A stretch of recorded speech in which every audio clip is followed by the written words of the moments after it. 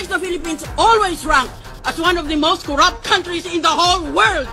Na hindi magnanakaw. Yan pong pagkakilala sa atin. Yan, sagutin niyo ako niyan. Nagpapakalinis kayo?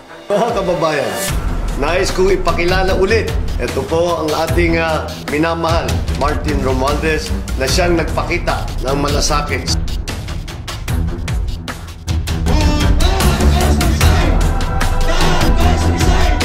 Bongbong bangag yan.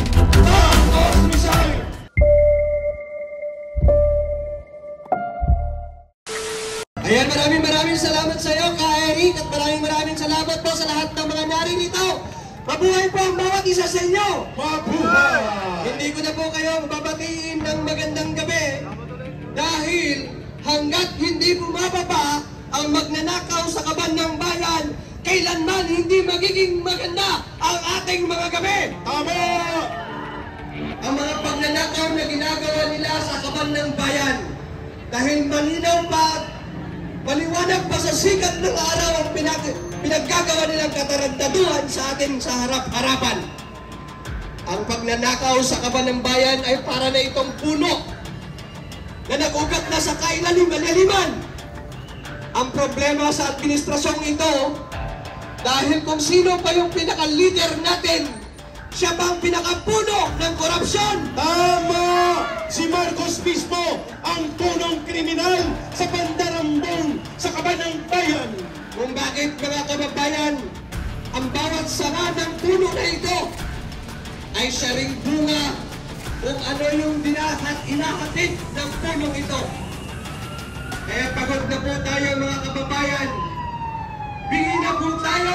Ayan na! Sa bawat rally. Ang ambulansya. Sana si Marcos na para sa loob niya. Sumasagit na po. Pwede ako pupunta doon sa glit. Sumasagit na po yung Pwede. mga dibdib. Tama na. Punta tayo doon mamaya. Sobra na. Palitan na, kababain na. Punta kami, Salazar, punta kami mamaya after dito. Kaya mga kababayan, sa lahat po na mga naririto, mga vloggers natin at mga kababayan nating naririto, manawagan po na tayo sa ating mga pamilya, kamag-anak, kapitbahay, upang makiisa at upang tayo'y magsama-sama sa panawagan na si Marcos ay dapat bumaba na sa kanyang trono. Marcos Romualdez palayasin! Marcos Romualdez palayasin! Marcos Romualdez palayasin! Tuloy-tuloy na po natin ito, mga kababayan. Huwag na po tayong tumigil hanggat ang mga korap sa gobyerno ay hindi bababa sa kanilang mga pwesto. Magpapatuloy po tayo sa ating panawagan. Sa mga hindi pa naka-like, guys, patuloy naman pa-like natin live stream. Thank you! Ang pagbabago ay dapat nag-uumpisa sa ating sarili. Oh, tama yan! Kaya kung kayo, yung mga nasa bahay, kung gusto nyo ng pagbabago, dapat makiisa kayo dito sa panawagan upang si Marcos ay bumaba sa kanyang trono. Dapat po tayo ay gumalaw. Dapat po tayo ay humakbang. Dapat po tayo ay makiisa sa bawat rally at panawagan kung saan-saan sulok sa Luzon, Visayas at Mindanao.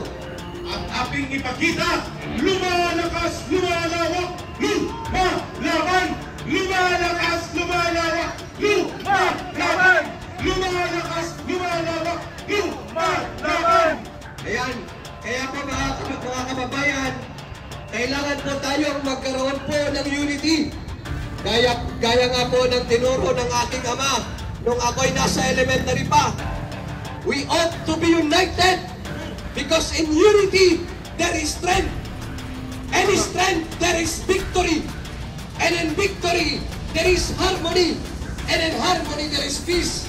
And in peace there is happiness. Agree! Kaya hindi po natin makamtan yon hanggat hindi po natin tayo magsama-sama bilang mamamayang Pilipino na may pagmamahal sa bayan upang ang mga tao nasa gobyerno ay managot sa kanilang pinaggagawang pagnanakaw sa kaban ng bayan. We agree! Pupunta kami mamaya doon. Huwag po kayong mag-alala. Kung kayo ay walang boses, kami ang boses sa inyo! Kami ang magbibigay ng boses ng mga sundalo at pulis! Gaya nga po ng sinumpaan natin sa bawat mamamayang Pilipino, sundalo ka man, pulis ka man, empleyado ka man, farmer ka man, kung sino ka man, sabi nga sa ating konstitusyon, we, the sovereign Filipino people, imploring the aid of Almighty God, in order to establish a government that shall embody our ideals and aspirations, promote the common good, conserve and develop the patrimony of our nation, and secure to ourselves and our Mamaya, posterity pupunta kami dun mamaya. the blessings of independence and democracy under the rule of law in order to promote this Constitution. Preamble. That is our preamble na dapat natin gampanan ng bawat isang mamamayang Pilipino. Kagaya na lamang ng ating mga kapulisan at kasunduluan. Ngayon mga kababayan, ramdam na po ng mga taong may dapat managot. Ang pagkakaiba ni Salazar, iba ang organizer. Iba ang leader, ganun yan. Wala tayong magawa dyan. Kasi kung isipin natin, katulad sa Maisog, nagrupo din sa iba, di ba? Kaya hindi natin maano talaga. Ang atin lang dyan, kung saan merong rally, suporta tayo. Basta kasim natin ang opinion. Upang manawagan na si Marcos na ang ating bangag at putang inang presidente ay pumabada sa kanyang pwesto. Marcos resign! Marcos resign! Marcos resign! Marcos resign! Marcos resign! Kaya mga kababayan, ang ginagawa natin ito ay hindi ito sa kapakanan ng ating pamilya o sa ating sarili. Oo, o sa didiretso ating ako mamaya kamag-anak, doon. o sa Kami ni ating BML. kakaibigan o kapitbahay. Ginagawa po natin ito dahil po tayo ay may dugong Pilipino. At bilang dugong Pilipino, dapat meron kang pagmamahal sa sariling bayan.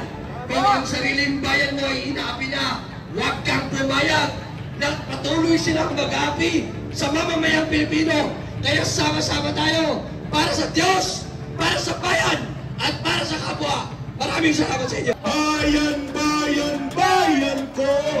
Bayan, bayan, bayan ko! Di patapos ang laban mo! Di patapos ang laban mo! Gobyernong magnanakaw! Gobyernong magnanakaw! Labanan mo! Itakwil mo! Labanan mo! Itakwil mo! Sabay-sabay, sandaan niyo si Eric! Bayan, bayan, bayan ko! Bayan, bayan, bayan ko! Di patapos ang laban mo! Di patapos ang laban mo! Gobyernong magnanakaw! Gobyernong magnanakaw! Labanan mo! Itakwil mo! Labanan mo! Itakwil mo! At the count of 5 hanggang 0, ihanda ang kalampag ng bayan, ang mga busina ng mga motor, at ang sino man na may dalang tulotot o whistle.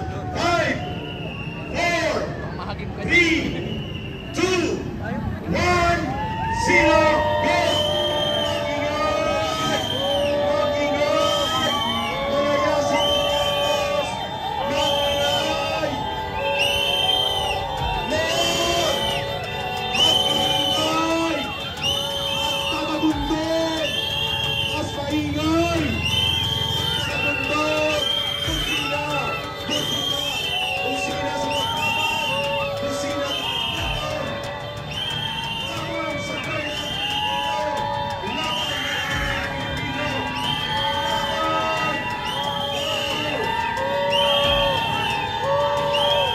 Laban! Okay na. Maraming salamat. You can turn off the light sa cellphone ninyo at may mga pasimplihan lang